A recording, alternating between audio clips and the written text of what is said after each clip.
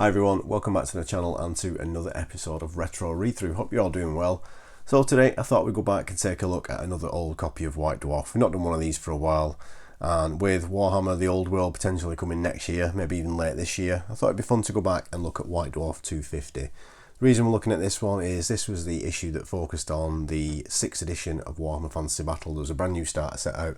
It was Orcs versus Empire, and I thought it'd be fun to just go and take a look. So without further ado, let's crack it open. So on the front of the magazine, as you can see, we've got a bit of the cover art there that was on the front of the Empire versus Orcs 6th edition starter set, and this episode, or this issue I should say, is pretty much dedicated to Warhammer Fantasy Battle. As you can see, Paul Sawyer, aka Fat Bloke, was the editor at the time, and there was also a Ravening Horde's army list book that came with this magazine as well, which unfortunately I don't have. So moving on, as I said, this issue is pretty much dedicated to the 6th edition starter set. So really cool starter set.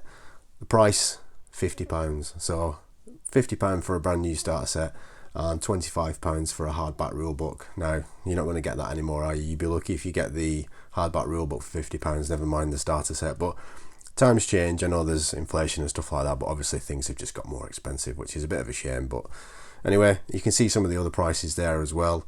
So Empire Battalion 38 model box set, £40, so pretty good. Chaos Land Raider, £30. And then there's some terrain stuff which we'll talk about a bit later on in the video, which you'll see in the magazine, which was quite interesting. But as I said, the vast majority of it dedicated to Warhammer Fantasy Battle. So there's a bit of an introduction to Games Workshop there by Rick Priestley. So if you've just gone into Games Workshop and bought your brand new starter set, but you don't really know what you're doing, hopefully you've bought White Dwarf and you pick this up, and you've got this couple of pages here sort of telling you what it's all about. So I think that was the aim behind this. And then moving on, we got a really nice double spread there of the Warhammer Fantasy Battle starter set box art. So really cool bit of artwork. Pretty much all of the Fantasy Battle boxes had really good artwork on them. I wish they'd do them as like limited edition art prints or something like that. That would be really good.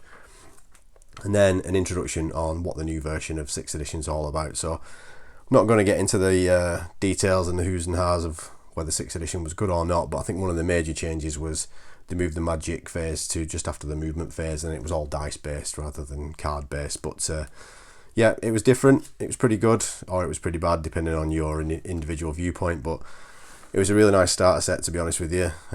Moving on, so an example of an Empire army there.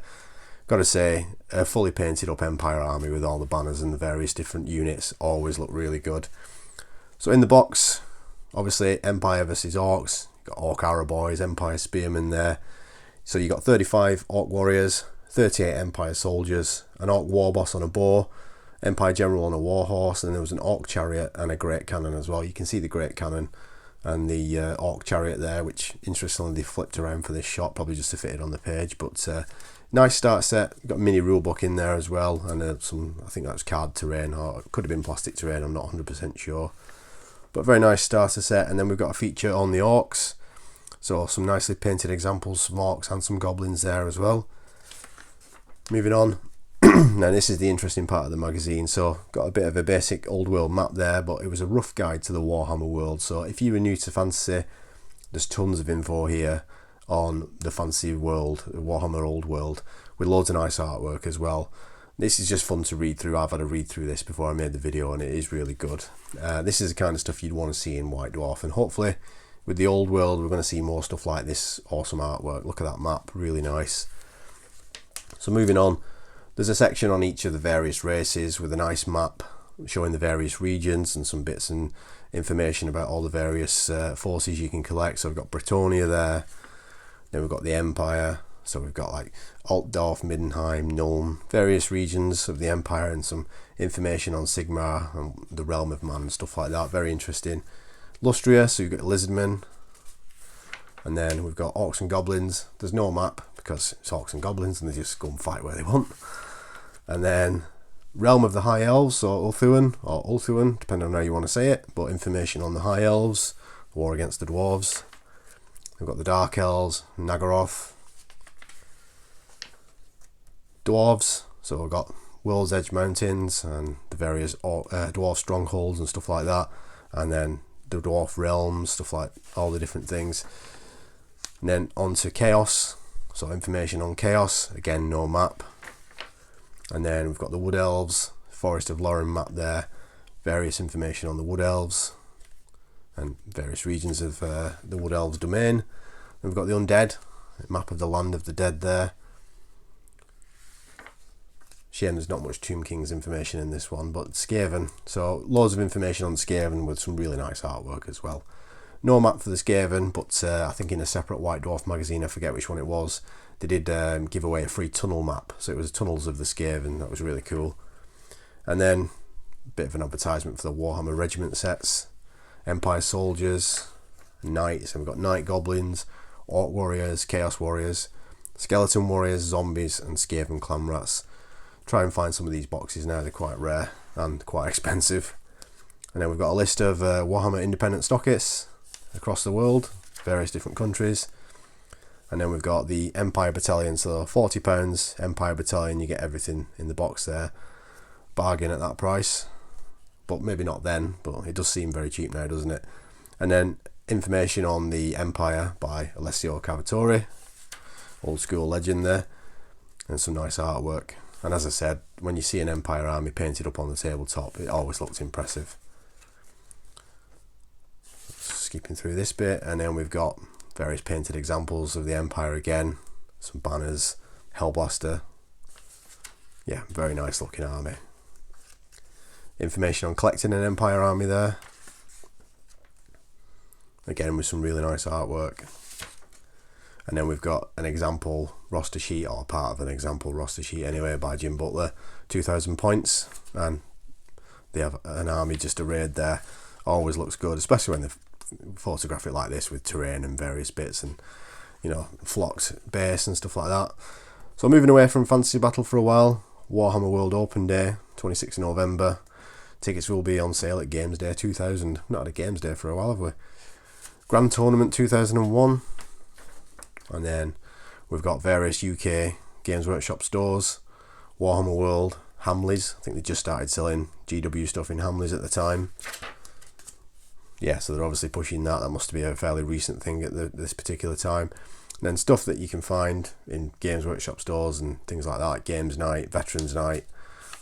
Don't do that anymore, especially not Veterans Night. Sunday Initiate.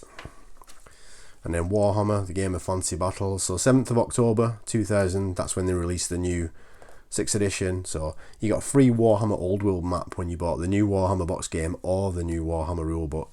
And it was that map there, which is really nice. I did have an old school Old World map, but it wasn't that one with that guy on it. It was a different one, but I'd love to get my hands on a proper one again. And then a free Empire poster when you buy the Empire book and the Empire Battalion box set. So you had to buy both to get that, which is quite interesting. In-store special events, Games Workshop Plaza, Games Workshop Manchester, Gav Thorpe. Look at Gav Thorpe there. He looks young. Doesn't look like that now, does he? No offence, Gav, if you're watching. Not that you're going to be watching, but you know what I mean.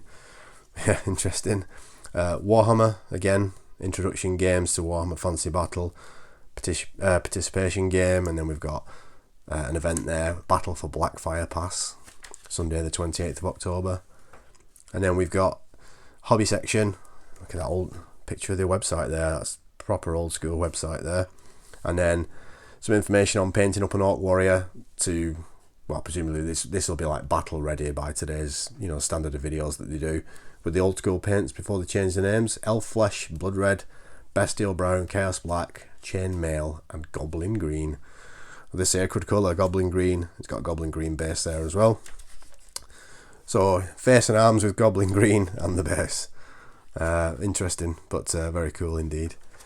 And then one of the things that you don't often see in White Dwarf anymore, unfortunately, is a terrain guide, how to make some custom terrain. So this one happens to be like a bunker for Warhammer 40,000, so ideal for the new Imperial Guard, Astra Militarum stuff that's just come out. Just using foam, balsa wood and a bit of PVA and stuff like that. Really nice guide, and hopefully they'll start doing more things like this, but I doubt it. Then onto Space Marine vehicles, so old school Rhino chassis there with various different vehicles. Razorback, Predator Annihilator, Rhino Vindicator, Predator Destructor. We've got the old attack bike and the old plastic bikes there. Plastic Land Speeder, Land Raider Crusader, £35. Now, 2000, £35 for a Land Raider Crusader in 2000 was pretty expensive actually. I know some of them are quite cheap, but you know, that was pretty expensive. And then onto Citadel scenery. Now this is interesting. This is what I was talking about when we looked at the contents before. So to coincide with the release of Warhammer this month, sees the initial release of a new range of hardened foam scenery and static grass battle mat. The scenery is not only indestructible but comes pre-painted and flocked, so you can use it straight out of the bag. So I did a quick bit of looking online before I made this video. So there's a big massive static battle mat with like static grass all over it, which if they sold that now I'm sure would be very popular. But then they also did this terrain which was painted up and just ready to go, and from what I can gather, just doing a quick bit of research, it didn't last long and it seemed to be quite popular, so that's right interesting. And then we've got a guide on Warhammer 40,000, so an introduction to Warhammer 40,000. So back then it was 3rd edition, Black Templars versus Dark Eldar in the box. Got some 3rd edition codexes here. Now I thought these codexes were a bit naff, to be honest. These were the thin ones with not much in them other than rules. It was only like sort of 5th edition when the codexes started getting good again. But yeah, 3rd edition, 40k. Some interesting artwork there. Just had a miniature based on that, Bayard's Revenge. And then we've got various examples of Space Marines and Orc, Chaos Armies, Khan the Betrayer, the old one. Always old school, decent terrain on these pictures. Some Blood Angels there. Weird looking Dark Reapers with some old Guardians there. Very interesting. And then we've got Chaos Land Raider. So it's pretty much the same kit that's still out now, but it's the introduction to the Chaos Land Raider with all your spiky bits and your chains and stuff like that. And then onto Fanatic. New material for Blood Bowl, Mordheim, Necromunda, Battlefleet Gothic, Warhammer Quest, Warmaster and Epic 40,000. So Warmaster was the epic scale Warhammer Fantasy Battle, if I remember correctly. Kislev Bowmen and Kislev Axemen there. Nice. And then we've got the Amazon team for Blood Bowl, the old metal Amazon team that you could pre-order. Pretty cool. And then moving on, Alien Menace Part 2. So more information on Orcs. So we've got a looted Sentinel there, and a Killer Can in a pretty cool tiger stripe camo. So they've obviously nicked that Sentinel and painted it up. Very nice. And then Bad Moons. I love that squig. And then moving on, Black Library. So we've got some old school Black Library books there. Space Wolf and Ragnar's Claw by Bill King. Some Gaunt's Ghost stuff, First and Only, Ghostmaker. And then we've got Dragon Slayer, Troll Slayer, Skaven Slayer, Demon Slayer. Really cool books. Imperial Armour from Forge World, 10 quid. It's interesting. And then an advertisement for 3rd edition of 40k with the Black Templars and Dark Eldar. You got a land speeder in the box, some little iffy trees and a bit of terrain. And then this is interesting. Chapter approved by Andy Chambers. So I had a quick read through this. Basically the crux of it is, if you forgive the pun, that's what he says in the article. Terminators were basically getting panned in games when they shouldn't be, especially by plasma weapons. So they introduced a new rule. So to represent this, Terminator armor now receives a 5-up invulnerable saving throw as well as its 2+ armor save. So it looks like from feedback that they were getting that Terminators were getting the backsides handed to them in games constantly, and they just weren't surviving like they should with Terminator armor. So they introduced a new rule and published it in White Dwarf, so that's pretty good. Dark Eldar vehicle upgrades with some points, and then we've got Codex Eldar Q&A, so some clarifications on Codex Eldar there, various questions and what have you that people have picked up as they've been getting the Codex and finding problems and finding that it's broken. Nothing much changes, does it? Night Fighting, expanded rules, and then obviously with it being an issue focused on Warhammer Fantasy Battle, we've got a battle report, Orcs versus Empire, so a little bit of lore to introduce it. And then obviously we've got the deployment zone and whatever your standard White Dwarf battle report. Some nice artwork again. So we've got introduction from both players. Then we've got the armies, so 2,000 points aside. Empire versus Orcs, 2 really nice looking armies. You'll see something later on in the magazine which is interesting in relation to these 2 armies. And then we've got the battle report itself. So it's fought over 5 turns. And then various descriptions of what's happening as usual. Gone are the old school top-down diagrams with the icon to represent units. It's actual photographs this time with arrows showing the movement and what's going on. So results of the various turns, as you would expect from a battle report. I'll just whiz through this one. And then the sum up at the end. So it was an Empire victory. And then we've got a bit of lore at the end there, just to sum up the end of the battle. I always liked it when they did stuff like this. It just makes it a little bit more fun to read. And then some information on gaming clubs, some of the stuff you used to get, and then onto the mail order section. So, as I was saying about the two armies, one of the interesting things you could do was you could pre-order, or you could mail order, I should say, the Empire army that was just featured in the battle report, or the Orc army. So it was £190 for the entire Empire army, or £218 for the Orc and Goblin army. And then two little things there saying unreleased miniatures. So I think it was a way of maybe getting them a little bit early.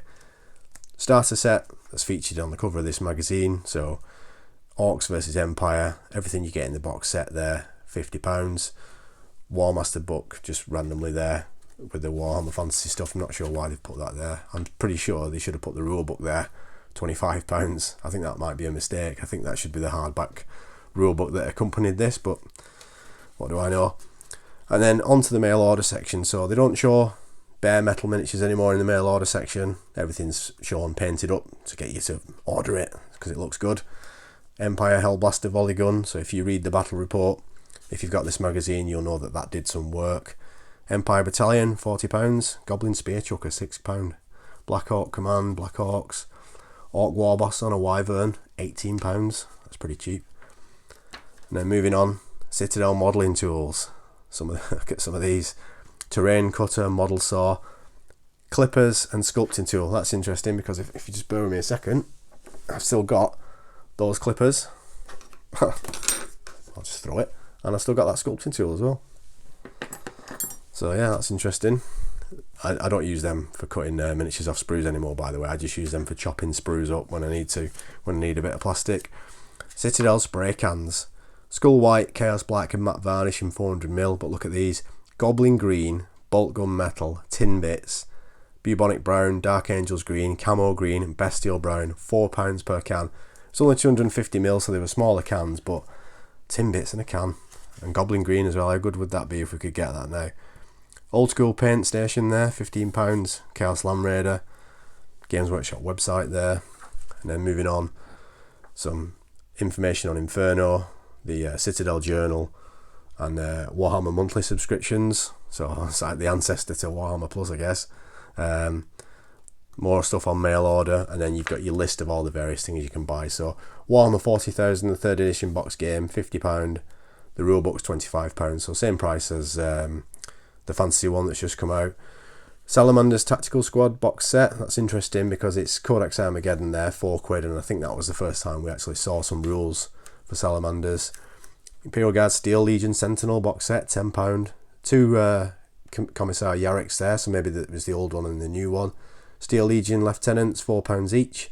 Steel Legion Squad box set, £18. So yeah, tons of different things you can get there. Quite interesting. Space Wolves Battle Force, £40. War Master Rulebook, £20. So that definitely was a mistake that we just saw previously then, because it said £25. So looks like somebody used the wrong picture. Battle Mat, £12 each. So that flocked battle mat was just £12. That's pretty good. Mega Paint set, £100. And then we've got our mail order sheet there. If you weren't using a website, if you didn't have internet at that particular time, because it was 2000 and not everybody did, you just mail order stuff using this form, or you just ring up and order it. And then an advertisement for White Dwarf with bizarrely a live action photograph there, and a previous edition for White Dwarf with a subscription there. And that is it for White Dwarf 250. So again, another episode of retro read through done. Just thought it'd be fun to go back and look at another old school White Dwarf. If you enjoyed this video, remember to give it a thumbs up, and if there's any other issues you want to see me do for retro read through, just leave me a comment. Let me know what issue number you want me to go through. I've got quite a lot of old White Dwarfs. I've got loads more in the loft as well, so I'm quite happy to do some more videos on these if that's something you want to see. I know they're not going to be the most popular videos in the world, but I like reading through them, so I thought it's just fun. It's a fun thing to do for a video. But anyway, that's it for today. If you enjoyed this video, as I said, give it a thumbs up, and if you didn't enjoy it, just leave me a comment, let me know why. All that's left to say is thank you very much for watching, as always, and I'll see you in the next one. Cheers.